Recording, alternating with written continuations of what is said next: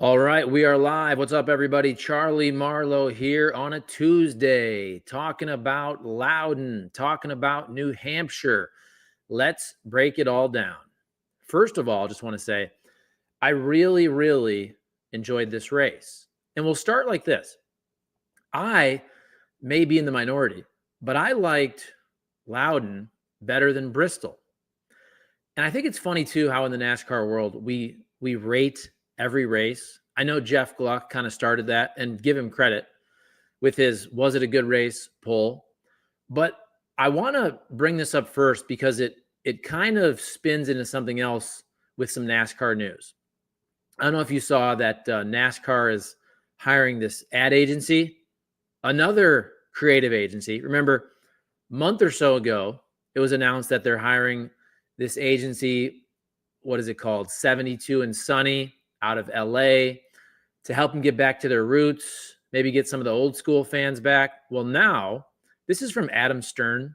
Adam Stern does a great job covering motorsports. And this is a tweet. I didn't actually read the article, not going to lie. But in his tweet, he says, NASCAR has hired a marketing agency called Night Advisory, quote, to understand this new world of the internet and how NASCAR could start reaching a younger audience. This agency was responsible for bringing the Rizzler. Do you know who the Rizzler is? The Rizzler to the Daytona 500. I think the Rizzler is like 9 years old. And what, him and his family, don't they do the Costco stuff? You guys would know better than me. Let me know in the comments. But I think he's a funny social media kid, and they do little skits and whatnot. I just think it's funny, first of all, how many ad agencies is NASCAR going to hire? But hey, they're trying, right? They're trying to get back some old folks. They're trying to grow the sport with some new folks, with some younger folks. So the reason I started with the fact that I liked Loudon better than Bristol, and maybe I'm in the minority, I think it all works into what NASCAR is trying to do with a younger audience. My biggest issue with Bristol, and some people were saying I was being too negative. I read that in the comments, and I don't think I am, but I want to give you my perspective. I didn't grow up a hardcore racing fan. Because of what I do now, I watch every single race, and I enjoy it over the last 4 years. But I think it's fair to say I still watch NASCAR races from the lens of that casual sports fan.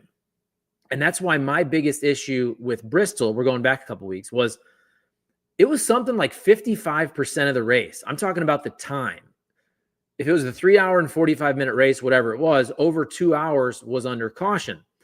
The reason I thought that was such a big issue, I think it speaks right to what NASCAR is trying to do with this ad agency and bringing in the Rizzler and whoever else. Put yourself in the shoes of a casual sports fan. I know a lot of you people watching right now on Kenny Wallace YouTube, a lot of people listening on Kenny Wallace Media, you are diehard race fans. You're diehard NASCAR fans. And we love you for that. We love it. So you probably loved old school Bristol, beating and banging. I totally get that perspective. I think you need to put yourself in the shoes, though, of a casual sports fan. Think about it like this. And I'm going back again. I'm going back to Bristol, Saturday night race. I believe that night you had a great football game on, Notre Dame versus Texas A&M. So think about it like this. Let's say you kind of like NASCAR. You know it's the NASCAR playoffs. You're watching a football game. You're flipping through the channels. And let's say you flip through 10 times to NASCAR, and 5 or 6 of those times they're running under yellow. That was my whole issue.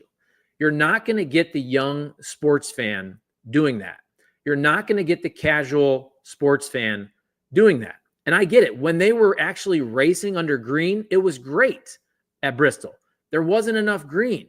And that's why I actually thought, as I'm watching, I thought New Hampshire, Loudon, was a more enjoyable viewing experience for the 3 hours. As I'm watching, look, passing was pretty decent.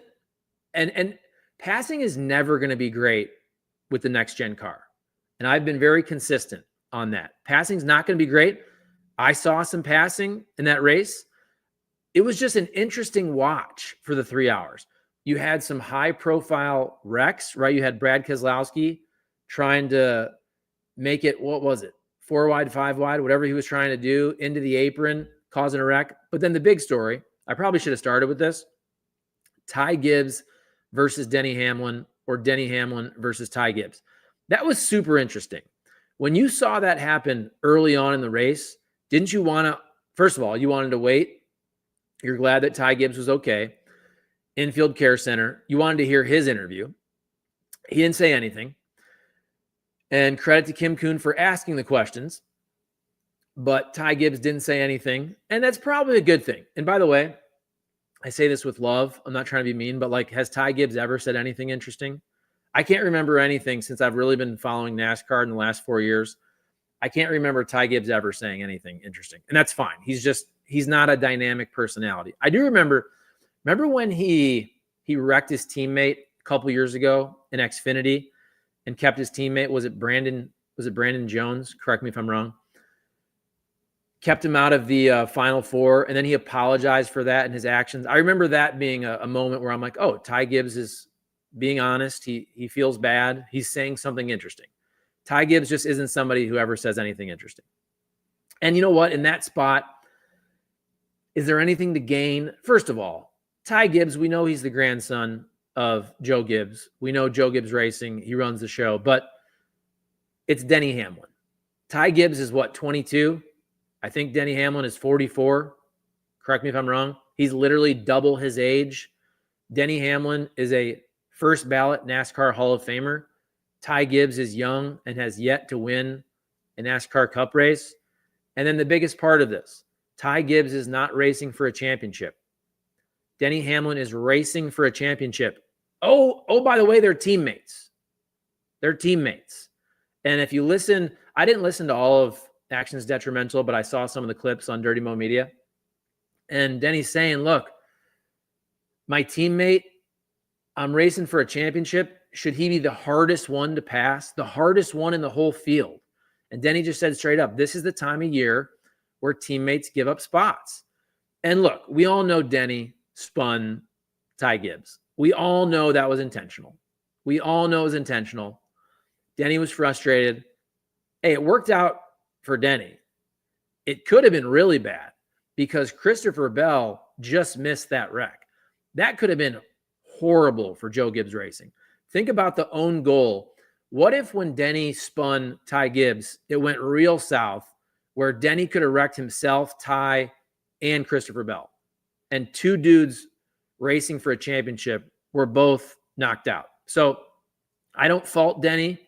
It worked out in a sense where he was able to still run good. Christopher Bell got out of the way. But I'm totally on the side of Team Denny here. And look, you may not like it. If Ty Gibbs was racing for a championship, different story. If Ty Gibbs wasn't Denny Hamlin's teammate, I think you still race him hard. Eventually, if it's a playoff driver, I don't think you try to wreck a dude in that spot when you're not racing for a championship. But really interesting. That's what I'm saying. That's another reason why I thought Loudon was so interesting. Just that storyline dominated. You wanted to hear from Ty Gibbs, even though you knew he wasn't going to say anything. He didn't. After the race, you wanted to hear from Denny Hamlin. Denny Hamlin pretty much straight up. I mean, look, he's not going to get himself fined. He's not going to say that he spun him. We all know he spun him on purpose. We all know that. He said, hey, I was trying to pass him. I got into him. We all know the story. It's like Dale Sr. back in the day. I didn't try to wreck him. I just wanted to rattle his cage. Well, yeah, you did want to wreck him. You did wreck him. That's exactly what you were doing. By the way, why can't they just say that? I feel like we're at a point, like, why can't you just say that? I know you're going to get fined or whatever, but isn't that dumb? Isn't that stupid when you 100% know somebody wrecked somebody else? Denny knows, Ty knows, Joe Gibbs Racing knows, NASCAR knows. Why do we have to lie about it? Why do we have to lie about it? It's fine. It's what people like about NASCAR. The wrecks sometimes. Drivers getting into it. Drivers fighting, whether it's with words or with fists. Embrace it, right? So that was a great storyline. And another thing with Ryan Blaney winning, and here I'll give you the quick results. Top 10. Blaney wins. So the Fords are back, baby. Blaney wins, Josh Berry second, William Byron third, Joey Logano, another Penske car, in fourth. Remember, Joey Logano led 147 laps. Joey Logano led the most laps of anybody. Ryan Blaney second with 116. You could tell from that race, Ryan Blaney had the best long run car. Best car won. Chase Elliott finishes fifth. Christopher Bell, he gets out of the way of that wreck when Denny Hamlin spins Ty Gibbs. C. Bell finishes sixth. Kyle Larson seventh. Michael McDowell eighth.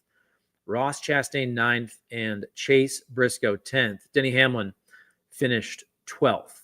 But Matt Weaver, who contributes here on the YouTube channel, he interviewed Denny, and you can check that out. It's here on the channel. Very interesting. He also, and I put it on the same video, he interviewed Chris Gabehart, who is Joe Gibbs Racing's competition director. And Chris Gabehart was, remember, he was Denny Hamlin's old crew chief. Look, I mean, he tap danced around it, but he was also pretty honest with the sense of, hey, Ty Gibbs doesn't want to just lay down. Denny's racing for a championship. We'll work it out on Monday. I'm sure that was an interesting competition meeting on Monday at Joe Gibbs Racing. But Chris Gabehart also said, look, he had a great quote. Matt Weaver got the quote. Here come the yellow cars. And I just think this is fascinating because they always say in baseball, momentum doesn't exist. I don't think that's 100% true, but they say momentum is your next day's starting pitcher. And just think about how quickly the momentum has now shifted from Joe Gibbs Racing to Penske, just from a narrative standpoint. Okay. Think about the first round of the playoffs. Joe Gibbs Racing sweeps the first round of the playoffs, 3 different drivers. That's pretty freaking impressive. Round of 16. Briscoe wins Darlington. Denny Hamlin wins our race here in St. Louis. C. Bell then goes ahead and wins Bristol. Okay, now we're in the round of 12. And by the way, all season long in the last 3 years, this is now year 4 of the next-gen car, it's the most obvious storyline there is. Everybody's saying it. You don't have to be a NASCAR expert to realize that Penske has the cheat code at Phoenix. Penske has the setup at Phoenix. Logano's won 2 championships, next-gen era. Blaney's won a championship, next-gen era. All the races have obviously finished at Phoenix. We know that's not going to be the case moving forward next year at Miami. But this year, it is going to be at Phoenix. So if you're thinking, okay, maybe Joe Gibbs Racing has all the momentum in the world, and they still have momentum. That's not what I'm saying. But Chris Gabehart said, look, we slept on them, and nobody really slept on them. But he goes, here come the yellow cars. Here come the yellow cars on essentially a 1-mile track. New Hampshire is a little over a mile. It's very much like Phoenix, where Penske's already won all 3 next-gen championships. And look, similar track, mile-ish track, and which cars freaking dominate? The yellow cars. Ryan Blaney, Joey Logano. So all of a sudden, if you're thinking, and I think this was fair, Chris Gabehart said this in his meeting. I saw the clip on social media. He goes, hey, the champion is going to come from this room. And he's talking Briscoe, he's talking Hamlin, he's talking C. Bell. Chris Gabehart said a couple weeks ago, whenever it was, the Cup champion is coming out of this room, Joe Gibbs Racing. And it still very well may. However, one quick race, a race very much like Phoenix, Penske frickin' dominated. They've always dominated Phoenix. And now if you're a betting person, you got to say, if Blaney or Logano, Cindric didn't run that great. And obviously, remember, Josh Berry has the Penske partnership, even though he's Wood Brothers. But Austin Cindric, not terrible. Austin Cindric was 17th. But look, if Blaney or Logano get to the Final Four, you got to think one of them will. A very good chance one of them will. They got to be the favorite. They got to be the favorite until you take it from them, especially at Phoenix. I might not say that next year at Miami, but as long as the championship race is at Phoenix and they just dominated Loudon and there's a Penske driver in the Final Four, you got to give Blaney or Logano the edge in terms of being the favorite. So here come the yellow cars. I just thought that was a great quote from Matt Weaver Matt Weaver getting that quote from Chris Gabehart. Thank you guys for watching. 15 minutes in, we got 50 of you watching live on YouTube. I will repost this on the Kenny Wallace Media podcast, which remember is different than Herman Schrader and Kenny Conversations. That shows up on the Dirty Mo Media podcast feed. Kenny Wallace Media is different. By the way, look out later tonight. Great story we have of this young girl who unfortunately passed away from a rare form of cancer years ago, and her dad speaks to Kenny. It's just a really inspiring story. The website is called Megan's Mission. It's Megan Bug is the girl's name, and Kent Bug is her father, who does the interview with Kenny Wallace. It's about 30 minutes. It's really good. We're going to put it on YouTube later tonight, and then we'll put it on Kenny Wallace Media podcast probably much later tonight, maybe early in the morning, but it's very good. So thank you guys for watching here, and please give us a like if you haven't already, and please subscribe if you have not. And tell you what, that's kind of everything that I wanted to touch on. So I'll go to your comments here, but just to reiterate what I said at the beginning, because I think it does tie in, even if I didn't do a great job tying it in, is I liked Loudon better than Bristol from a raceability standpoint. Quick, interesting cautions right back to green. That was the problem to me at Bristol. Too many laps, too much time under caution. I don't think I'm being negative. And again, I'm looking at this through the lens of a casual sports fan, which NASCAR, they're trying to get that person. That's why they've hired yet another ad agency now to try to get younger folks, people that watch The Rizzler. The Rizzler. Think about the ADD. I say this with love. ADD, ADHD generation of young kids. They're obsessed with their phones. It's bad, but it's just true. They have no attention span. You should see the analytics I can see on like a TikTok video versus even a YouTube reel or an Instagram reel or a Twitter reel. The freaking attention span of kids these days is nothing. NASCAR is trying to get to those kids.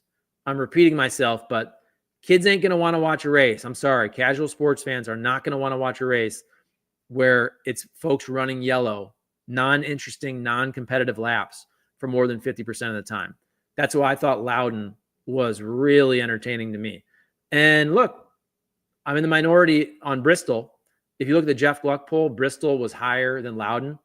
I didn't think Bristol was a horrible race. I just thought Loudon was better. I just thought it was racier and it was more interesting. And some of that too is the Ty Gibbs versus Denny Hamlin. And it wasn't a great finish, right? Best car won, which is fine. Bristol had a great finish though. Obviously that final restart, Christopher Bell. Bristol did have a better finish. All right. 18 minutes in. Let's go to the chat. Ken Ruggles says, don't have a problem with what Denny did. Earnhardt would do it, and it was racing. Denny barely touched him. Considering how ticked he was, Ty needs a reality check. Well, Denny knew what he was doing, let's be honest, but I'm fine with it. Let's see. Jeremy Gilly, NASCAR is simply just far better in person than on a screen. It's going to be hard to win over new fans over the internet TV. Get them in the stands and get them hooked. That's the marketing they need. I agree. Totally different viewing experience in person, on TV. I talked about that the last couple of weeks. I went to the St. Louis race. I was there. It's the sounds, it's the energy, it's the vibe, it's the smells, it's the pyro, it's the crowd, it's the music. You look at it from a totally different perspective. And again, I'm not a fan of the next gen car. Most races, I go, is this racy? Is there passing? Am I interested? You don't think about that as much when you're there. But look, fans at the track matter, but for the bottom line, the TV numbers matter more. So I agree with you, Jeremy Gilly. I think with the young kids, though, you got to get them on the apps, though. You got to get them on social media first. You got to have really good, again, TikTok reels, super interesting, fast, short. Like it or not. Look, I'm an old school guy. I'm an old school landscape. I'll sit there and watch the phone on the side. That ain't young kids. If you want young kids, teens, 20s to watch, you got to do the reels. You got to do them vertical. You got to do them up and down, short. You got to caption them. People are always watching. Sometimes people aren't even listening. They're in the doctor's office, right? They have the volume down. They're reading the captions while they watch. Just quick, action, action, action. There's a reason baseball went to the pitch clock. There's a reason that football tries to keep it interesting with more offense. Like it or not, I don't love it, but we live in an ADD, ADHD world. And to get those kids, you got to keep it moving. You got to keep it fast. You got to keep it interesting. And I'll repeat myself for the 40th time. 2 hours of caution laps doesn't get it done. Straight up. And I get it if you're an old school race fan, but that's not how you're going to get young fans. Let's see. DC 322. JGR's dominance in the playoffs all but vanish at New Hampshire. Yeah, they had it was an average mid-pack day, right? Seabell finishes 6th, Briscoe 10th, Hamlin 12th. So not terrible. I mean, that's pretty good in terms of playoff cars. That's pretty dang good. Obviously, Penske had a good day, and Hendrick had a good day.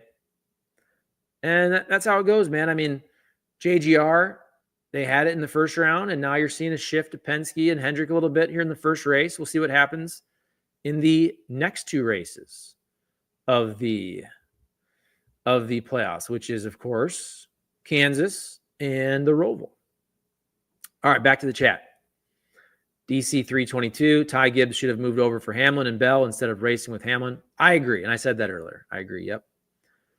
Good Time says, we need more drivers that can speak up. We all know they can't. So instead, NASCAR needs to bring in outside personalities to get fans. Miss the old days. Yeah, you talking about like Rizzler and Drewski and all that? Ken Ruggles, Talladega's coming. That will mess everyone up, for sure. Ken, don't forget the Charlotte Roval. Yep. DC 322. Phoenix is Ford country. Yes, it is. Penske country for sure. Although, you know what? Sometimes that changes year to year. Remember, everybody thought St. Louis was a Penske track in the last couple of years. And Denny Hamlin wins it. Jeremy Gilly. Bristol took so long under yellow because they had to run the vacuum cleaners all around the corners to clean up the tires in an effort to prevent more rubber fires. Yeah, no, I get it. I get it, man. Like, I'm not a hater on NASCAR. It's just not interesting. And again, I think I'm pretty fair. A couple people said I was being too negative.